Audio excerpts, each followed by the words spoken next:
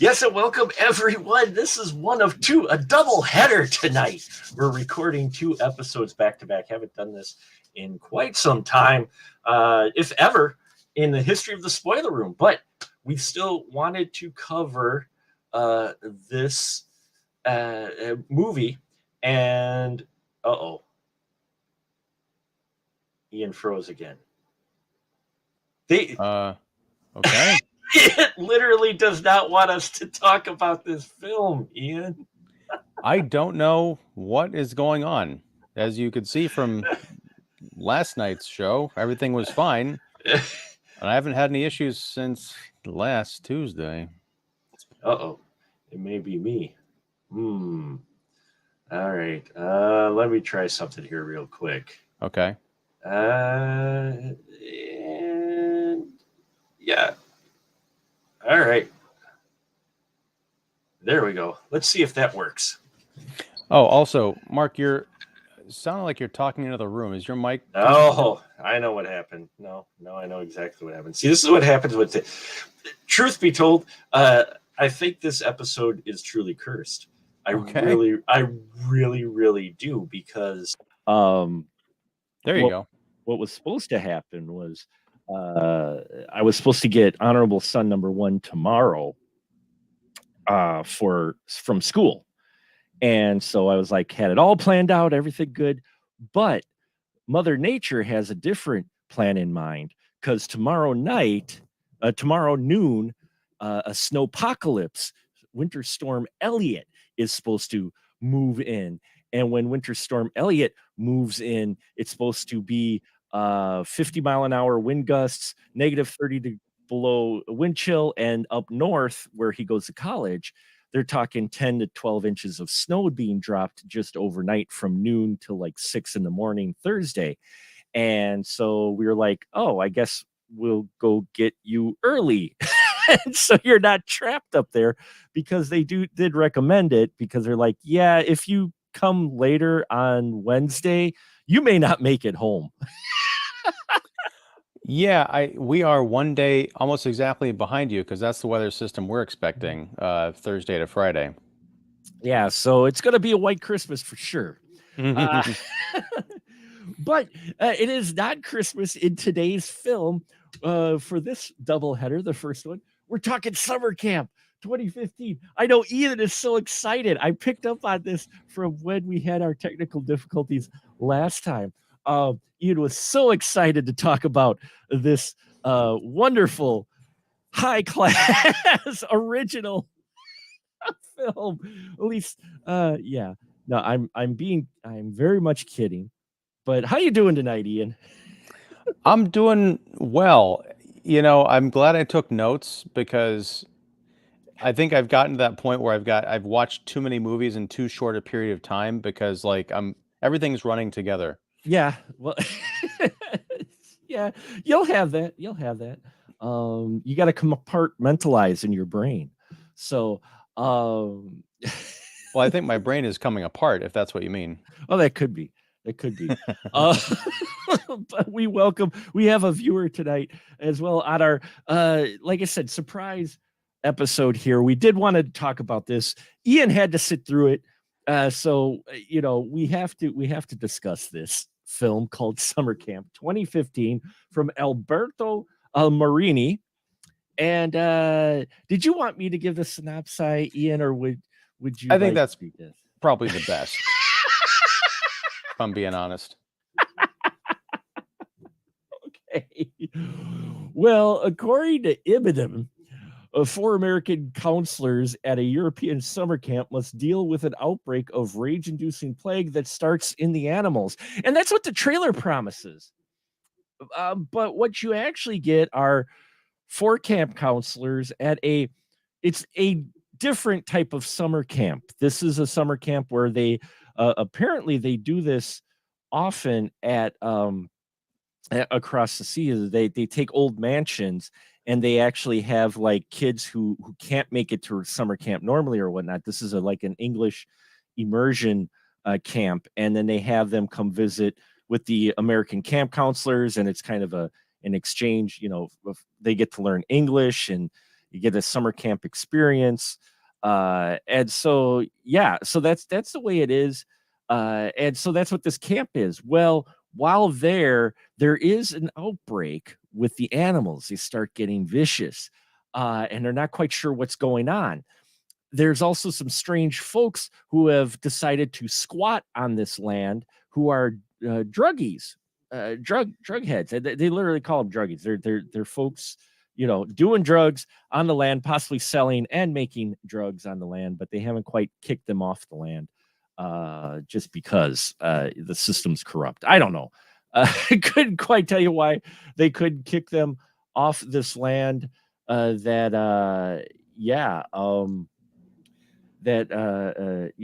were going to be on. I'm not sure, but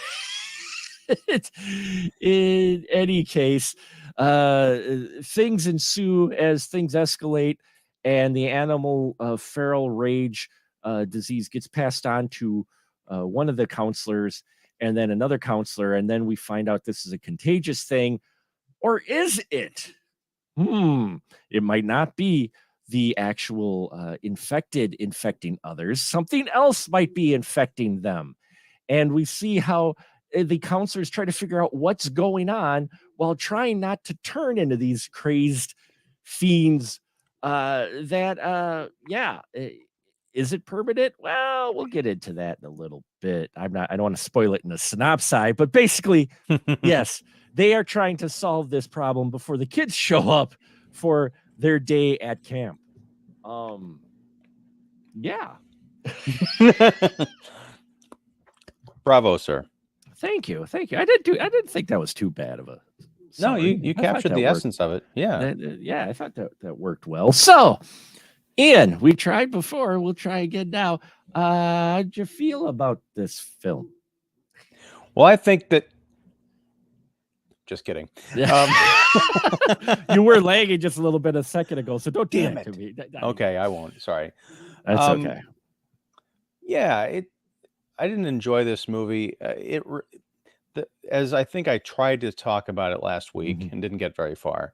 There's a lot of cliches. Pretty much any, like, especially modern, summer camp related slasher film that you've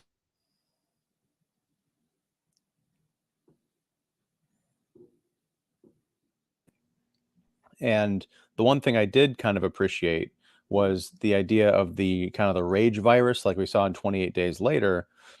Something we haven't seen is a virus that infects people, and then they, as you kind of mentioned, and this is the spoilery part of it, it doesn't take permanent hold. It sort of wears off because, as we find out, it's killer mushroom pollen.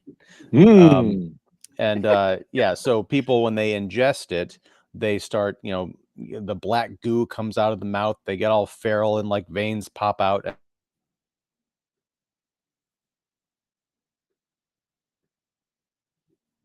It again, and then they start attacking each other. So they do have this sense of they almost black out. And in other cases, you feel like they do recall some of what they do during these rage states. So that was kind of cool, but the rest of it is just not. It gets to a point where a good 25 minutes of this movie, I swear, is just characters like yelling and screaming at each other, and I was just so checked out. Now, you did lag just a minute in there, but we understood all of what you said. So, okay, just to let you know. Now, see, I had fun with this film, though I fully recognize how bit of unoriginal it is in many of its approaches. I did like the angle that it wore off. That was unexpected. And I liked, and they play at it throughout. It opens with them doing a trust exercise. Is what it starts out as, is them doing a trust exercise. And I thought that was interesting because that's a running theme that ends up going throughout this film, is about trust, mistrust, etc. Because that's exactly what happens with this drug that ends up happening to get into the water with this drug that gets into the water, and them turning and then turning back. They're not quite sure who to trust, and so they think the person might still be infected when they're not. Yet they still think it, so they start attacking them, and yeah, so they're playing at that, which so I liked that angle. I liked that they kept that theme throughout. And come on, mushroom spores. We haven't. I like the idea of the mushroom spores and it's in the water. Yeah, I mean, like the very end of this movie is kind of cool, but I don't know. It's if there had been more, I guess, originality throughout the movie, because even the opening scene that you mentioned, I believe it's our main character, played by Jocelyn Donahue, who the last time I saw her, the only thing I've seen her in was Ty West's The House of the Devil, which is one of my favorite horror movies the last couple of decades.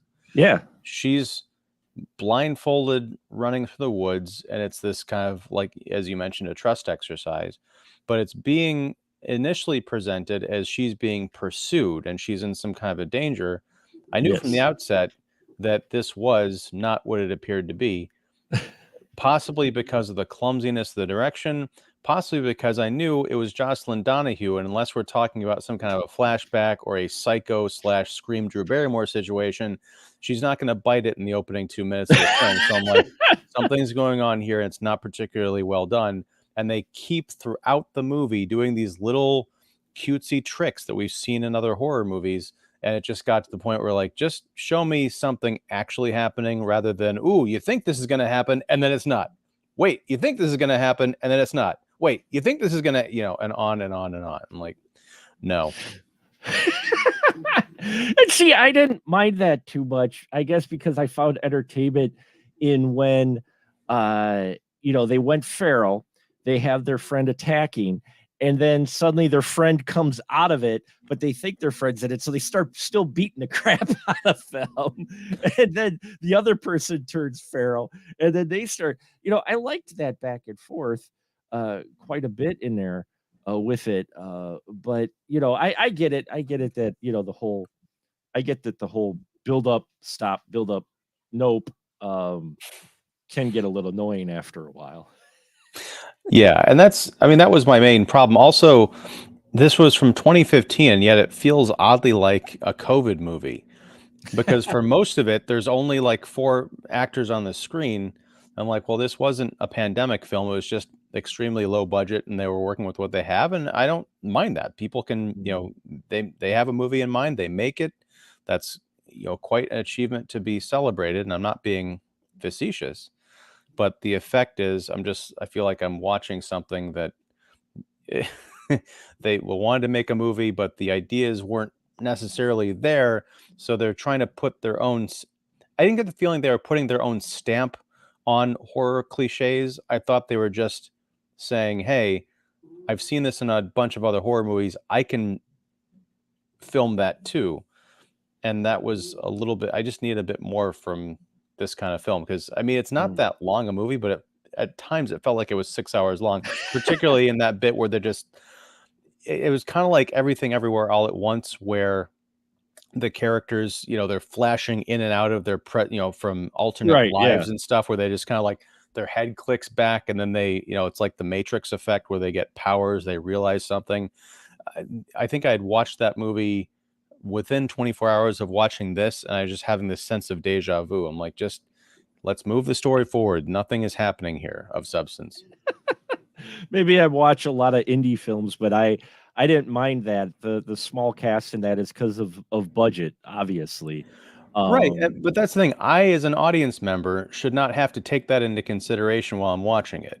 It's like that's the hallmark of bad art, is when someone shows you something and you're like, well, the we didn't get the lighting rig in today, or well, I had a fever while I was writing this part of the script. Well, no, that does not matter to me when I'm forking over my $8 or whatever, or renting this free from whatever site I found it on. I was gonna say, it's not like it was probably that much to rent, but You have to assume that at some point in 2015 or whatever, somebody paid to either, I don't know if this got a theatrical release or this was VOD or just No, I DVD or think what. I think this was VO. It might have been direct to video or a limited like small screens somewhere, or festival circuit. And for me, I found entertainment in it. I guess for me, I didn't mind the horror tropes. In all honesty, what I got out of it is pretty much the way outside of the little bit of a twist of it wearing off or whatnot. Mhm. What I got from it is kind of what I expected just from what I watched the trailer. From watching that, I was like, okay, this film is pretty much giving me what the trailer said it was going to. So I think that's for me. I went into it, I just found entertainment in it.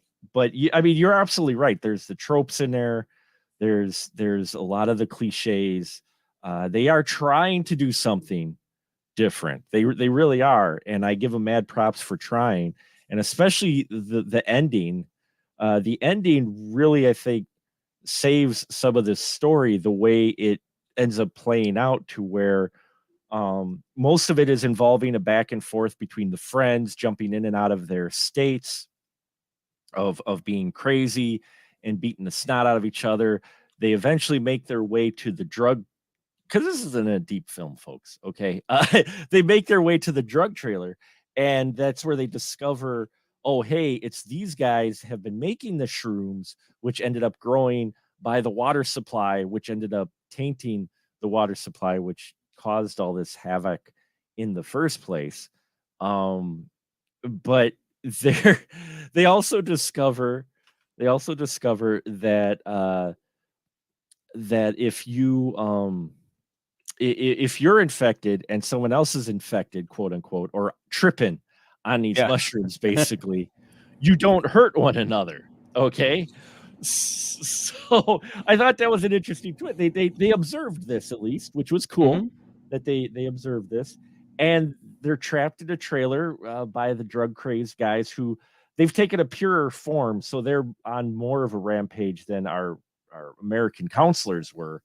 And they decide, let's take the drug. And that way we're on it. We know we'll come down from it eventually, and then they won't hurt us. And I'm like, okay, I kind of like that. Well, yeah, and there's a nice complication where I think there are 3 pills, and we have 3 of our, kind of Right. heroes left at the end. And so they all agree to do this, but then The guy takes it, right, and and then Christy, who's Jocelyn Donahue's character, she has the other 2, but she drops one, is that yep, it? she And drops so them both, and she finds one. Yeah. she finds one, and she ends up not being able to give it to Michelle, who's played by Mayara Walsh. And so Christy and Will end up raging out, and they end up tearing Michelle apart, if I recall correctly. Yeah, they eat into her. They bite into her Yeah. neck and that, and then they basically destroy her. Right, rip her because apart. there's a shot of like kind of panning out from the trailer, and then it's like the 2 of them eating Michelle, and there's some of the other folks who are Right. kind of raging out as well. And then later, when they all kind of come to, Will's like, what happened? And Christy's like, I don't know. I gave her the pill, but they don't. There's some suspicion there and some guilt, and what happens if people find out? And that's when the kids show up. It's one of those. This is one of those weird movies where I started to get into it, appreciate it more at the end of. I was not with it until it was almost over, and then it was really good. Yeah, it's one of those. It finishes stronger than it starts out, for sure. We start out, you really don't care for really any of these characters. Unfortunately, Christy is a rich girl who decided to play camp counselor. The 2 guys are 2 bros who they have some ulterior motives possibly with the female counselors. And yeah, and then it it just so we there's kind of a camaraderie with them, but still you never really feel it. And I think that's part of the trouble with the film is that with these characters, none of them are really charismatic enough to where you're like, oh, I hope nothing bad happens to them. Right, and we don't get to I mean, because this isn't a long movie. Right. We don't spend a lot of time with them before the trouble starts to happen. So the most we get is we establish that Will is a bit of a horn dog, or Yeah. he had some relations with, I guess, a previous counselor the year before, and that was kind of some trouble, and the girls don't like that that much, and so when it comes time for suspicious things happening, he's immediately suspect, and they don't trust him. It's just kind of it's a cool way to go. But I feel like if this movie had been longer and more interested in the characters than what this, I look, a great version of this movie is John Carpenter's The Thing. And I was reminded of that because there's a scene involving a pen full of dogs who have been attacking each other because one of them has gone crazy with the rage and all that business. But I was thinking that's a wonderful movie about a close-knit group of people who are isolated. There's an infection that is changing their personalities, and they have to figure out how to solve it. This movie would love to be The Thing, but it's just not. It wants to be The Thing. It wants to play at you thinking it's going to be like a Night of the Living Dead type of thing, or a 28 Days Later type of angle. It wants you to think that it goes along with what you were talking about before with some of the horror gimmicks of, oh, it's this, but it's not. Oh, you're going to get scared, but then you're not. It's kind of along that lines of the story as well, to where, oh, you're going to get the thing. No. Oh, you're going to get 28 Days Later. No, you're not. You're going to get, I don't know, drug trippy horror. And yeah, that you are going to get. But you're not going to see it from their perspective. You're just going to see from an outside observing and not from their perspective at all. Right. I mean,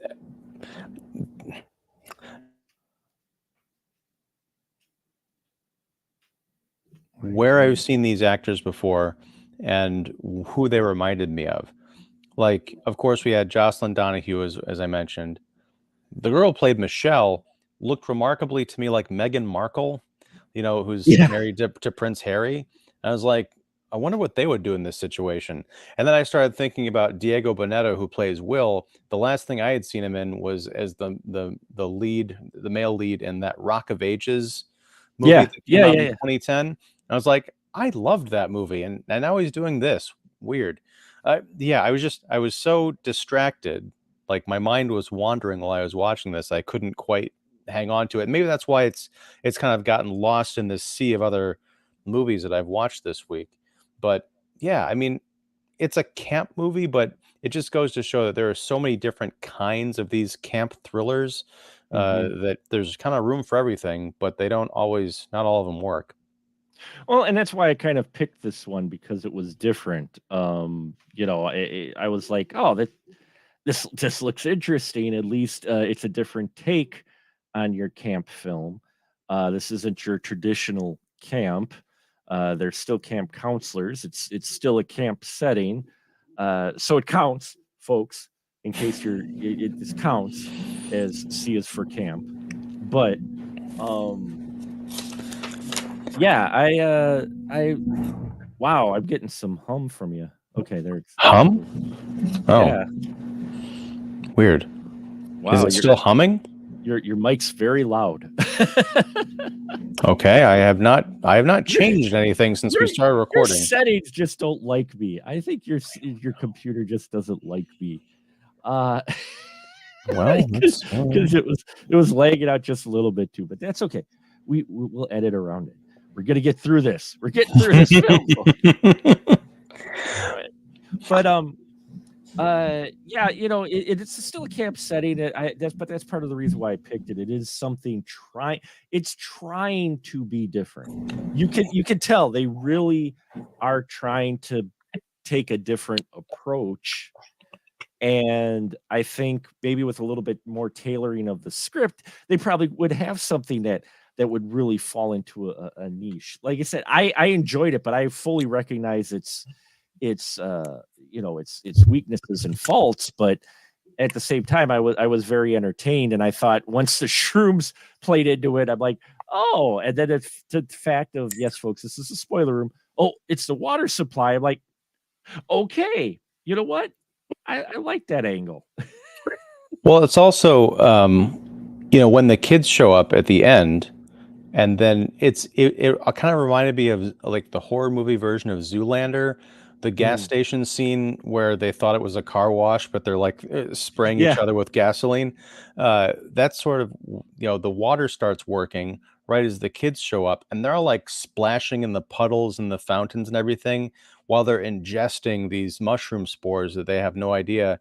And then Will and Christy, because they're they've reverted back to normal. They're like, we have to get the hell out of here, and they start running through the woods. And then the kids start to change, and they start running through the woods. And it's very kind of artistically shot. It reminded me of the beginning of Zack Snyder's Dawn of the Dead, Mhm. where the little daughter who's zombified, she comes into her parents' rooms and you kind of see her in shadow and blurred in the distance. They kind of do that same thing here, where you don't see, there's not like rabid kid, drooling bloody face makeup or anything. It's all kind of in shadow, and a lot of Christie are attacked. Well, she gets, as a kind of a callback to the beginning, she actually gets run through with a log that's sticking out. I love the Yikes. log gimmick. I love the log gimmick. Folks, throughout this film, they play at this right at the beginning, as Ian mentioned, where you get one of those, this is going to happen, and it doesn't. Christie's walking around blindfolded, and they cut to this log sticking out with a sharp end, and they're playing at, oh, is she going to get skewered? But then her friend, the other counselor, I should say, comes Meghan along. Markle, yeah. Meghan Markle. She comes along and saves her. Then the first time they're getting chased through the woods, she not her, the other counselor who has glasses, Will, he's running through the woods. He loses his glasses. And so he's running away, and they show the sharp stick, and you think he's going to get skewered, and he doesn't, because he's all feral, but he doesn't have his glasses, so he can't see. But he doesn't get skewered then. And then the third time, because that's what you do with gimmicks, you just like with the rule of threes. It's the third time near the end where she's running away from the kids that she runs into this stick. Finally, you're like, finally the payoff. You kept teasing us, and we finally get the payoff. Well, it's also, I really like the ending of this because Christy has this guilt because of what she Yeah. did to Michelle, and so this is almost like her cosmic punishment for it. Right. And you think, well, maybe Will's going to get away, and he's going to be completely sketchiest pass out of any of these folks. But no, he gets ostensibly torn apart like everybody else. He does. Yeah, because they talk about the water fountain being broken. When they finally discover that it's the water, that's when the kids show up at the end, and they try to get the kids to go away, and the sprinklers kick in, and that's how the kids get all infected with the shroom water and go after after them. But yeah, Christy had to get it at the end because of what she did by not looking for the other pill and taking just the pill herself. So you knew something was going to happen to her, and I'm glad it was the stick, because I would have been disappointed had we gotten the stick shown twice and nobody gets jabbed with it. It's just like, is it Play Misty for Me, or was it the Sudden Impact, the one where maybe it was Sudden Impact, one of them, to where the bad guy has a hostage and he gets chased on the circus grounds, and there's a carousel, and he's dragging her past a unicorn, and the camera stays on the unicorn with the horn, and you're just like, oh, I wonder if someone is going to fall on that eventually. Of course, someone does. So I was waiting for that here, but they play at it. They just play at your expectations a little bit. You know, and I did like that though, because you had the dog bite Will early on, because he's very sensitive about animals, regardless of whether or not they're barking or not. So when the dog gets all Cujo on him, he gets bit, but he doesn't turn.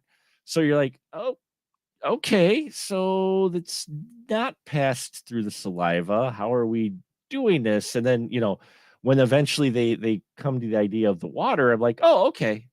I liked how that came out, at least. And you know, and I guess that's where I found some enjoyment in it. And some of the fun blood and gore kills in here were fun. So I enjoyed those too. Yeah, there's a scene where I think it's the first time Michelle got infected. She was in the Jeep, and she turned on the air conditioning or something? Yeah, and and then the we saw the spores, yeah. puff of the spores coming out of the vents.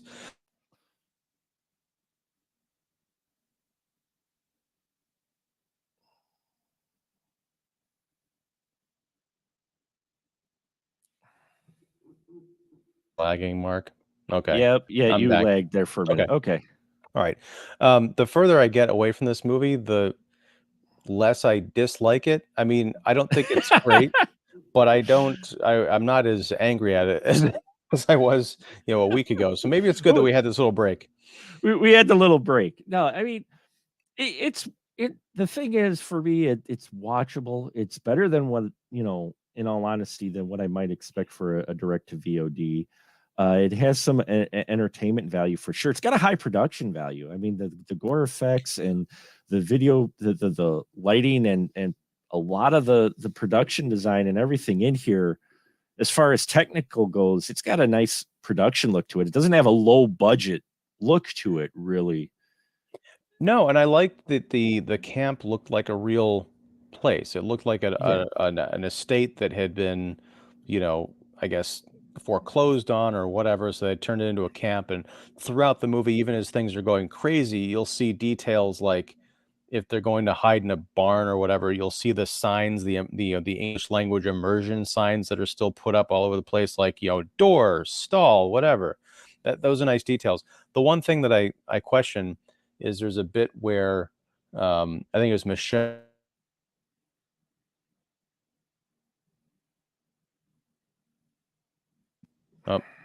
She says, one of them says, "This is gross, right?"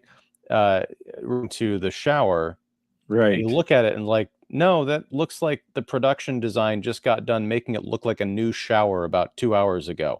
You know, it's not in disrepair. There's not like gross water everywhere or, you know, rust. It looked pretty nice.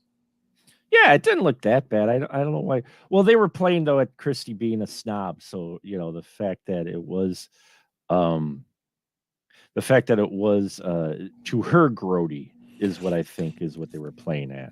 So a freshly cleaned Motel 6 bathroom is way beneath her standards. Apparently so. That's what they play at. Is that what's funny is the way she plays it though. I mean, if a lot of times, and I do appreciate this, a lot of times when you get a character like this, it's so overdone of her being a diva. And in this one, it's a little bit more subtle in her being, you know, from a different stature or used to having a higher class of place to stay. And from an upper class type of angle, she's not like totally vapid, and she's not like totally like, oh my God, you know, I've got no signal, and oh, that you know what you would normally get sometimes with a character like this. In fact, you have to have the other characters sometimes tell you, oh yeah, no, she's a snob, oh, she's from a higher class, because otherwise she just seems like someone who doesn't like being outdoors. Well, yeah, I mean, I think it's because the main cast we have are only 4 characters That's like half or a third of the usual, counselor body count. Yeah. So Christy is like the cross between the snobby rich girl in one of these slasher movies and the final girl, like just blended together because of the economy of the characters, really. Yeah. I mean, it's one of those two where, and then the other counselor, who's the actual gentleman who lives in Spain. He's with they say American camp counselors, but one of them actually is a counselor from Spain. So even though they say, I mean, I don't know if he's from America and he came over or what, but of the 4 counselors, the one guy, because he's the first one that goes feral and he gets killed by Will, and Will freaks out that he killed someone because this is the guy who didn't want them to put a dog down who they thought had rabies. So it's one of those things where it just the counselor dynamics kind of mashed together because you only have the 4. Luckily you have the folks, the squatters on land, because one of them comes in to be all pervy and he ends up getting it brutal by by I think Michelle is the one that smashes his head in. Yeah, because I think she's the first one after the one gentleman. She's the first one to turn because she's the one with the and she comes and she kills the pervy guy who was running away. Right, and then at one Will says, because Will and Christy are behind a door, and Michelle is taking care of this guy on the other side, and Will says, we have to help him, and Christy says, no, we don't. And that's almost like a bit of foreshadowing to the decision she's going to make later. But I'm giving this movie a lot more credit than I thought I would. But so this is foreshadowing towards the beginning of the film, and then at the end it kind of comes back because the movie plays her hand quite well. It's a good tell. Yeah, it is. And what I also appreciated with the characters in here is as much as these folks are under high pressure, and even with Christy, she wasn't completely useless in a chaotic situation like you might get with a character like this in a horror film. While she was scared, but she still did some things that you're not a character like this normally would. I mean, she barricaded herself. She used her brains a bit in here versus just completely making a total stupid horror character decisions. I guess you know what I'm trying to say. I think I do, and I think is there's only so many dead meats you can have in this movie. You don't have time for the stupid bimbo or bohunk going off in the woods making dumb decisions like a movie we're going to talk about later tonight. She's kind of like the resilient final girl in a lot of ways throughout most of the picture. Right, she is. I mean, she's not one that you would have probably pegged to be the final girl out of the 4 folks. You would have probably thought Michelle, because she's the one that has a bad relationship with her mom, which you find out later, because she always wants to keep making a phone call, but she doesn't always get to it till she finally does. When it looks like the feral folks are going to come in and rip her apart, she finally gets a hold of her mom. Or when she gets infected, that's right, she realizes she might turn, I think, and she's talking to her mom. I forgot exactly, but the phone call happens near the end. She keeps hinting at the phone call, doesn't get to it till like near the end, to where she feels like this is going to be the end for her. And you get a little bit of insight. You get a little bit of insight into her character of, she has a dysfunctional relationship with her mom of some sort. Yeah, I mean, it's weird because it just occurred to me, because I had forgotten that bit with Michelle and her mom. Yeah. I did remember the whole thing with the phone call. It almost became comedy. Like towards the beginning of the movie, she's like, I have to make this phone call, and something kept coming up. Like, who are you trying to call? Geez. But no, Christy, cheated her way into becoming the final girl by betraying Michelle with the pill thing, and then fate cheated Christy out of being the final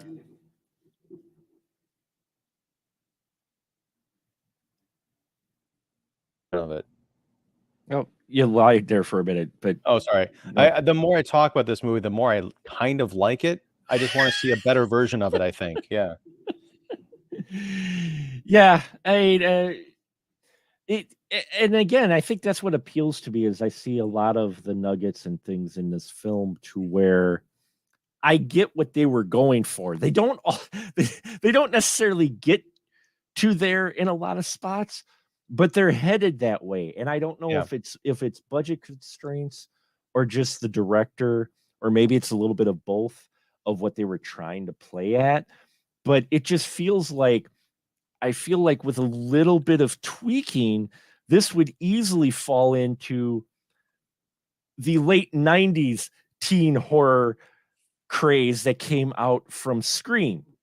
If you tailored this a little bit more, I think it could fall into that category. I Know What You Did Last Summer, the stream, that fad that we had for a while of teenage slasher films.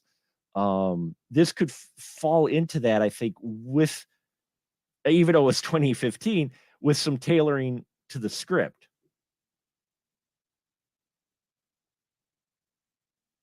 Because we had a lot of those kind of slashers, those self-aware, hip slashers, but we didn't really get many summer camp movies back then. I mean, we got the Friday the No, we 13th didn't. No, remake in yeah. 2009, but yeah, it would have been kind of cool to see like this idea, like right around the same time as 28 Days Later, but with the writing of like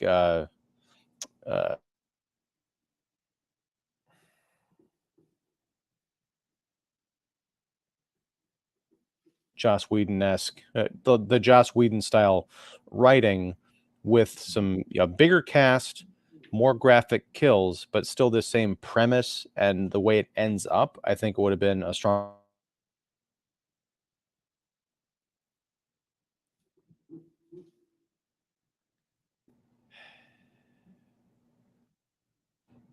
It needed that. It needed that late 90s. Wow, you are lagging now. What the hell? It's not liking you at all. Mm. I Am I think, back yet? yeah, you're back. You're back. Okay. So, but the Josh Whedon-esque type of, Yeah, this movie just came out too late. yeah, it did. It had that feel.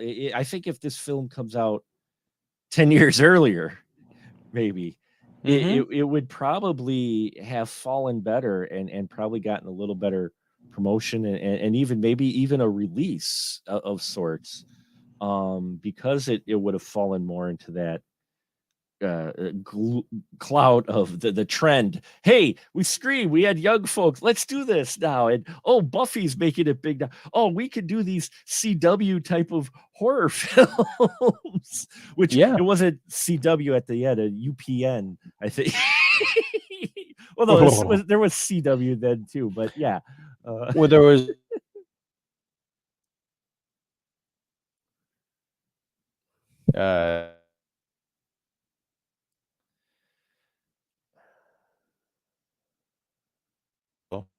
Hello? Wow, it really lagged out on you. Hold on.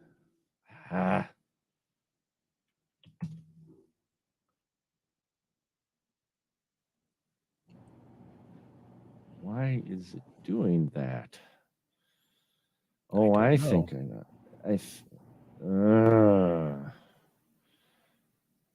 What the heck? I do think it may be my end, unfortunately. I'm not quite sure though, and I don't know why. But anyway, let me ask, how do you know, or why do you suppose it could be your end? I'm curious.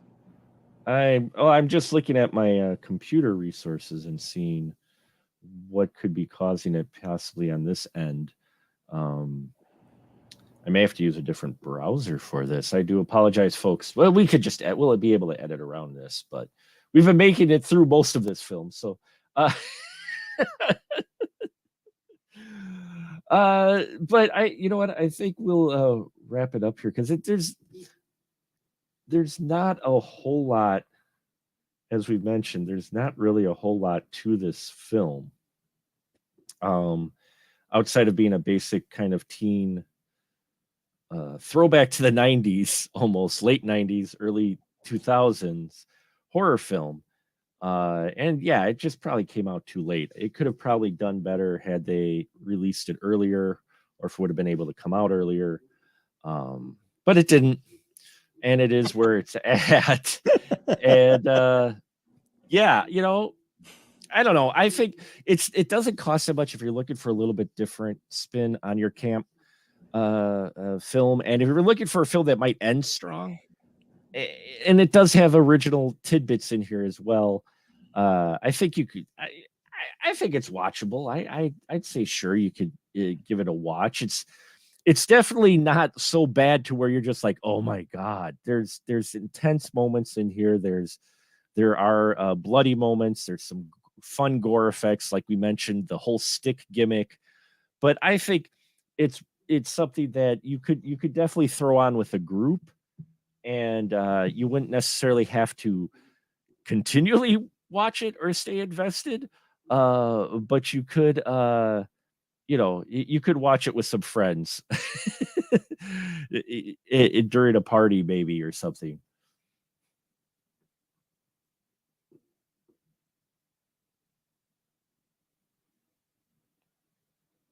Wow, it just stopped on you. Stop. No. Oh, No, I'm back. there you are. Okay.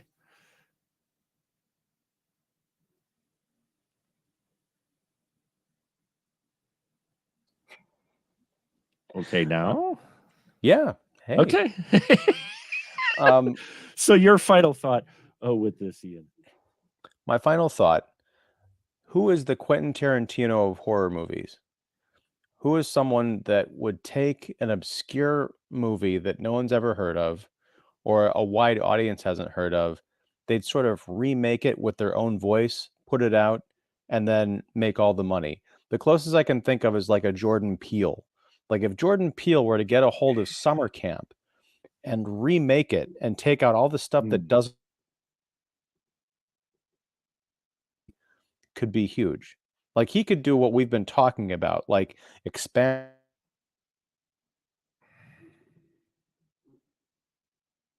really have a strong movie. Guess what? You lagged at that point. Of course I did. You were saying though they could expand on the good stuff and cut out the bad stuff, basically. Essentially, yeah. Yeah. Mhm.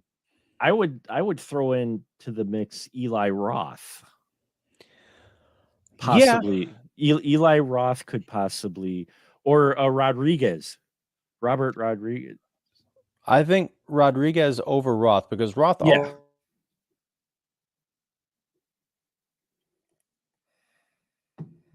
Fever. Yeah, Roth did do that. Yeah, but Robert Rodriguez, I think, would be a good he'd be a good choice because he could work on a lower budget, and wow, it really just is not liking you.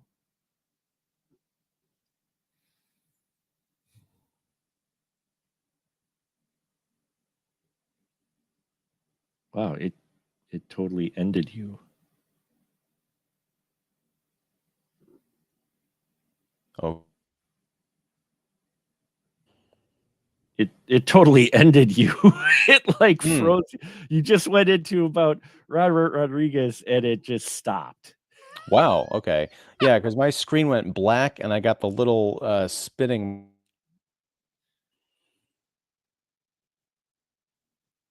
Yeah, I don't. Oh, for fuck's sake! I don't know what's going on. I apologize for this. I really do. Yeah. Am I back yet? You are back. Okay. Okay. Robert Rodriguez. Why do you think he would? Let's see if we can finish this out. Wow, you can't. It literally stops when you try to say Robert Rodriguez. Don't say his name. I guess not. Okay. Anyway, Because it'd be awesome. That's why. there you go. We're gonna end this episode. Hopefully, we can figure out what the hell is going on with the system.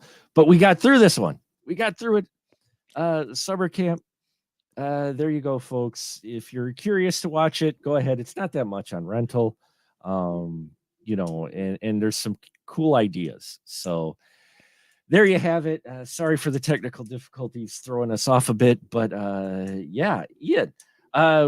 Even though this is a double header, it's still a standalone show. So please, let's hopefully you can get through your license to shill and let the fine folks know where they could find your stuff at. I'm Ian Simmons. I run Kicking the Seat, which you can find at kickseat.com. I have a YouTube channel called Kicking the Seat. Go there, like, subscribe, interviews, reviews, and stuff. There you go, folks. I think this computer just doesn't want us to talk about summer camp anymore. So we're going to close it out. Look, again, this is a double header episode, but hey, it's a holiday weekend, so you can listen to 2 episodes. But tune into the cheerleader camp episode, which we hope will go better technical wise. And why? Because I will be announcing the 12 films that we will be doing for next year for our Perfect 10 special series as we celebrate 10 years of the Spoiler Room and 10 years dealing with technical difficulties. So there you have it, folks. And now we'll just say a good night, everyone. Good night.